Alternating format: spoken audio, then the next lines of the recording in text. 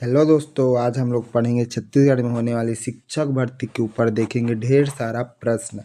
ये जो प्रश्न है वो टॉप लेवल क्वेश्चंस है जो हमेशा व्यापम में अक्सर पूछे जाते हैं। तो अगर आप ये वीडियो पूरा देखते हैं तो आपके 5 नंबर जो है पक्के हैं। तो चलिए शुरू करते हैं बिना किसी देरी के। तो हमारा पहला प्रश्न है, संज्ञा किसे कहते हैं? आप भी इसका उत्तर ज़रूर बताइएगा। आप भी एक पेन कॉपी में अपना आंसर लिखिए। तो हमारा इसका जो सही उत्तर है वो ऑप्शन नंबर ए है। संज्ञा किसी वस्तु, स्थान या व्यक्ति का भाव का नाम बताती है। अब हमारा अगला प्रश्न है, व्यक्तिवाचक संज्ञा का उदाहरण क्या है? तो इसका हमारा सही उत्तर है option number A, Ram. Ram जो है किसी व्यक्ति के नाम का व्यक्तिवाचक संज्ञा कहते हैं। हमारा अगला प्रश्न है, जातिवाचक संज्ञा का उदाहरण क्या है? तो इसका हमारा सही उत्तर जो है ऑप्शन नंबर ए है, मनुष्य। मनुष्य जो है किसी जाति, वर्ग या समूह के नाम से जातिवाचक संज्ञा कह सकते हैं। अब हमारा अगला प्रश्न है, भाववाचक संज्ञा क्या है? तो हमें इसमें भाववाचक संज्ञा ढूंढना है। तो इसका हमारा सही उत्तर ऑप्शन नंबर ए, मतलब भावना का नाम, यानी भावना या भाव के नाम में भाववाचक संज्ञा कहते हैं। हमारा अगला प्रश्न है, द्रव्यवाचक संज्ञा का उदाहरण। तो इसका हमारा सही उत्तर है ऑप्शन नंबर ए, पानी। पानी जो है पदार्थ है, उसका द्रव्यवाचक संज्ञा कहते हैं। हमारा अगला प्रश्न है, सर्वनाम किसे कहते हैं? तो इसका हमारा सही उत्तर ऑप्शन नंबर ए, संज्ञा के स्थान में प्रयुक्त शब्द को सर्वनाम कहते हैं। हमारा अगला प्रश्न है, पुरुषवाचक सर्वनाम का उदाहरण क्या है? तो इसका हमारा सही उत्तर ऑप्शन नंबर ए, में जो है पुरुषवाचक संज्ञा का वह स्थायी व्यक्ति को सूचित करता है। हमारा अगला प्रश्न है, संबंधवाचक सर्वनाम का उदाहरण क्या है? तो इसका हमारा सही उत्तर ऑप्शन नंबर ए, जिसका। यह किसी वस्तु या व्यक्ति के संबंध को दर्शाता है। हमारा अगला प्रश्न है, अनिश्चितवाचक सर्वनाम का उदाहरण क्या है? तो इसका हमारा सही उत्तर ऑप्शन नंबर ए, कोई। कोई जो है अनिश्चितवाचक सर्वनाम किसी निश्चित व्यक्ति या वस्तु को नहीं दर्शाता। हमारा अगला प्रश्न है, क्रिया किसे कहते हैं? तो इसका हमारा सही उत्तर ऑप्शन नंबर ए, काम, अवस्था या गति को प्रदर्शन करना, यानी कि क्रिया से वाक्य में काम या अवस्था दिखाई जाती है। हमारा अगला प्रश्न है, सकर्मक क्रिया का उदाहरण क्या है? तो इसका हमारा सही उत्तर ऑप्शन नंबर ए, राम ने खाना खाया। सकर्मक क्रिया में क्रिया का परिणाम किसी कर्म पर पड़ता है। हमारा अगला प्रश्न है, अकर्मक क्रिया का उदाहरण क्या है?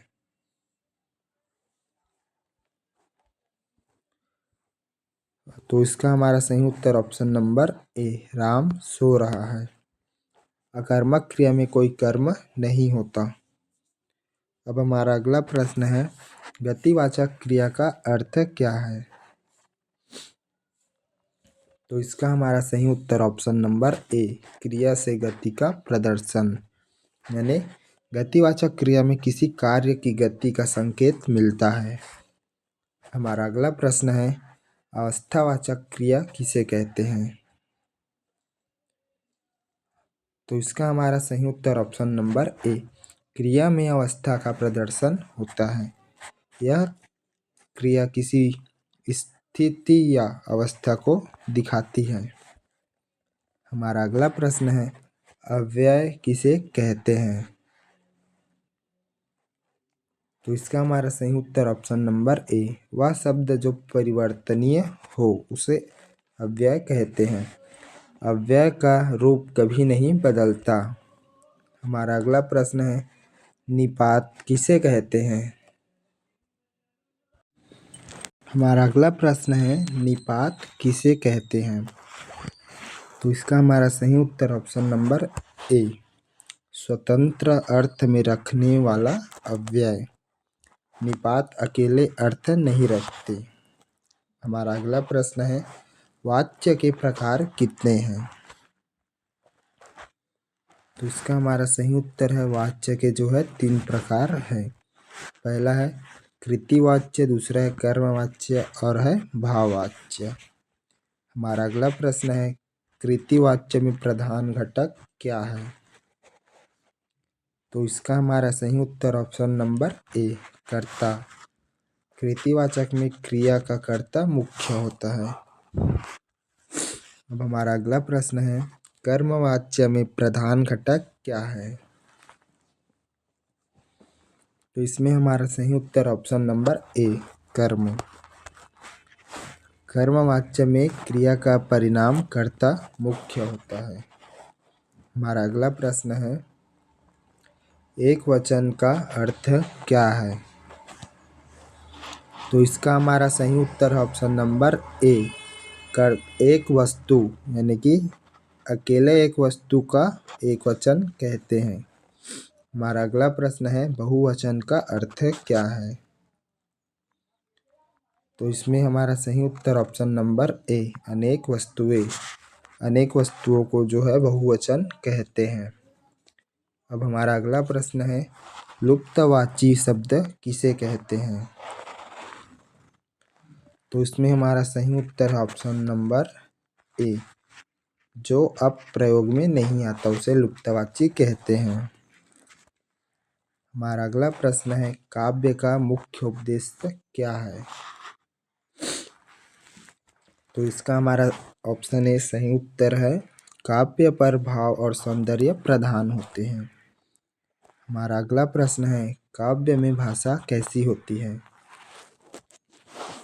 तो इसका हमारा सही उत्तर है ऑप्शन नंबर ए, काव्य में जो है शब्दों की सुंदरता और प्रभाव का महत्वपूर्ण होता है।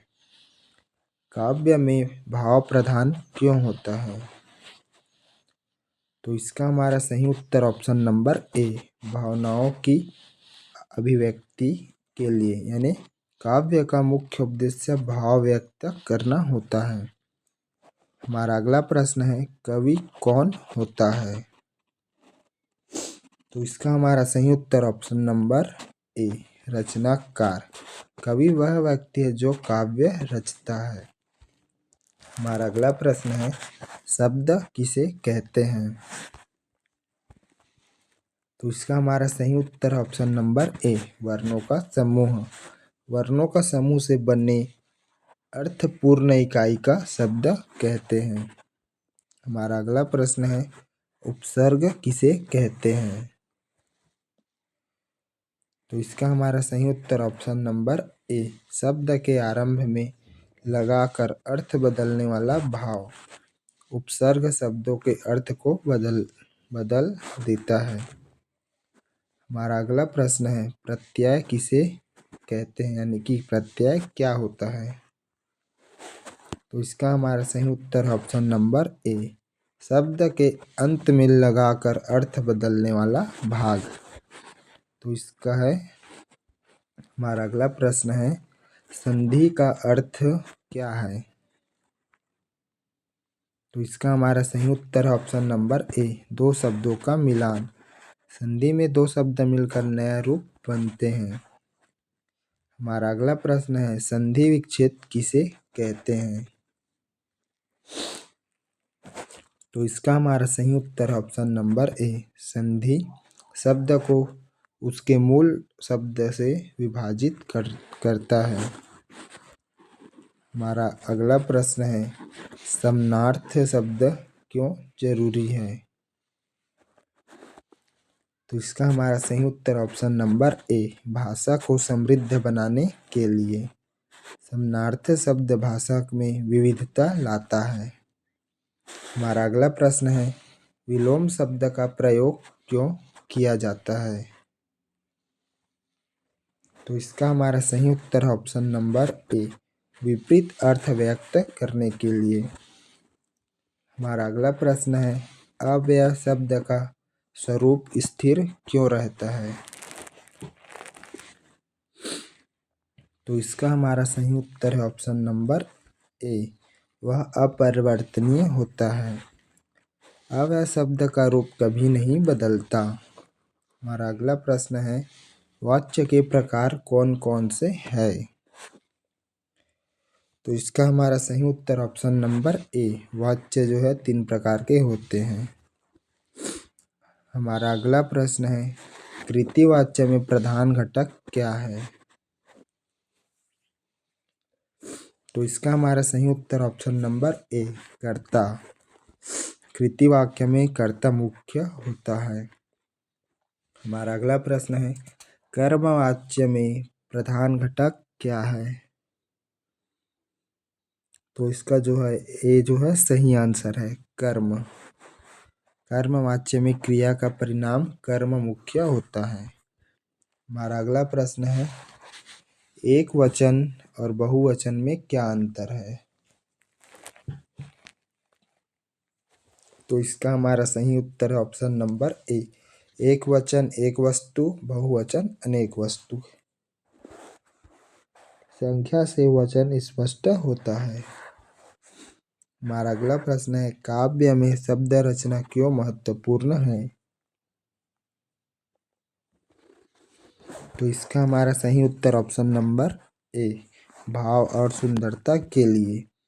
शब्द चयन में काव्य का प्रभावशीलता बढ़ाती है।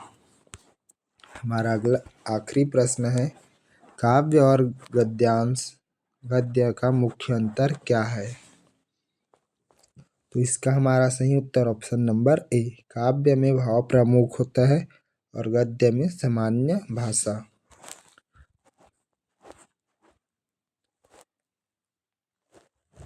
हमारा अगला प्रश्न है, तो इसी के साथ ये वीडियो ख़त्म होता है दोस्तों। सिर्फ आज हम 40 प्रश्न ही करेंगे, कर लेते हैं दोस्तों। हमारा अगला प्रश्न है, संकल्पना और विचार का अंतर क्या है? तो इसका सही उत्तर ऑप्शन नंबर ए, यानी कि संकल्पना सामान्य, विचार विस्तृत। यानी कि कल्पना संक्षिप्त और सामान्य विचार विस्तृत और पूर्ण विवरण देता है। हमारा अगला प्रश्न है, कवि का उद्देश्य क्या होता है? तो उसका सही उत्तर ऑप्शन नंबर ए, भाव और सुंदरता के माध्यम में अभिव्यक्तित्व। हमारा अगला प्रश्न है, काव्य में भाव प्रधान क्यों होता है? तो इसका हमारा सही उत्तर ऑप्शन नंबर ए, पाठक को भावनात्मक संतोष देने के लिए। हमारा अगला प्रश्न है, अलंकार किसे कहते हैं? तो इसका हमारा सही उत्तर है ऑप्शन नंबर ए, शब्दों की सुंदरता और प्रभाव। हमारा अगला प्रश्न है, उपसर्ग का प्रत्यय में अंतर क्या है? तो इसका हमारा सही उत्तर ऑप्शन नंबर ए, उपसर्ग शब्दों का आरंभ में है और प्रत्यय जो है अंत में होता है। हमारा अगला प्रश्न है, अव्यय शब्दों का प्रयोग कैसे होता है? तो इसका हमारा सही उत्तर ऑप्शन नंबर ए, अपरिवर्तनीय रूप में। हमारा अगला प्रश्न है, अव्यय शब्द हमेशा अपरिवर्तनीय रहता है। हमारा अगला प्रश्न है, संधि किसे कहते हैं? तो इसका हमारा सही उत्तर है ऑप्शन नंबर ए, दो शब्दों को मिलकर बनता है उसे संधि कहते हैं। हमारा अगला प्रश्न है, संधि विच्छेद किसे कहते हैं?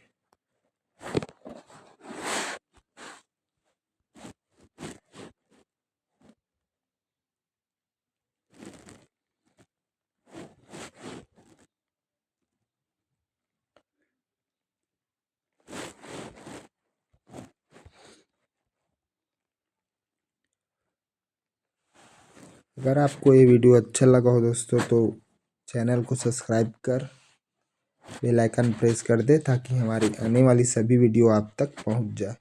तो मिलते हैं अगले वीडियो में दोस्तों। तब तक हमारे चैनल के कंटेंट से वो जो भी अच्छा लगे वो आप देख सकते हैं।